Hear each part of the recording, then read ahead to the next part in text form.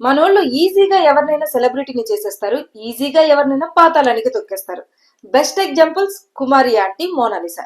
కుమారి aunty ఆమె వంటలు ఆమె చేసుకొని ఆమె బాధేదో ఆమె పడతా ఉంది. మరి మోనాలిసా మాత్రం పెద్ద హీరోయిన్ అయిపోయింది. వరుస సినిమాలతో ఫుల్ బిజీగా ఉంది.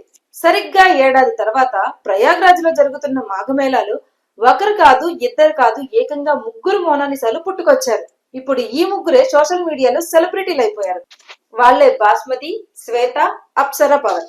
బాస్మతి అచ్చం మొనాలిసా లాగే నీళ్లు కళ్ళతో అందరినీ కట్టిపడేస్తుంది. ఇక శ్వేత ఝాన్సీ రాణి గెటప్ లో అందరి దృష్టిని ఆకర్షిస్తోంది. ఇక అప్సర పవన్ తాను మోనాలిసా బంధువునని చెప్పుకుంటోంది. దైవ దర్శనం గురించి పక్కన పెడితే వీళ్లను చూసేందుకే జనం క్యూ కడుతున్నారు. ఫోటోలు, వీడియోలు తీసి సోషల్ మీడియాలో పోస్ట్ చేసి వాళ్ళను ఫేమస్ చేసేస్తున్నారు. ఇక ఈ మాఘమేళ ఉత్సవాలు జనవరి 3 నుంచి ఫిబ్రవరి 15 వరకు జరుగుతాయి. ఈ ఉత్సవాలు కంప్లీట్ అయ్యే లోపల ఈ ముగ్గురు సెలబ్రిటీలు ఎంత పెద్ద స్టార్లు అయిపోతారో చూడాలి.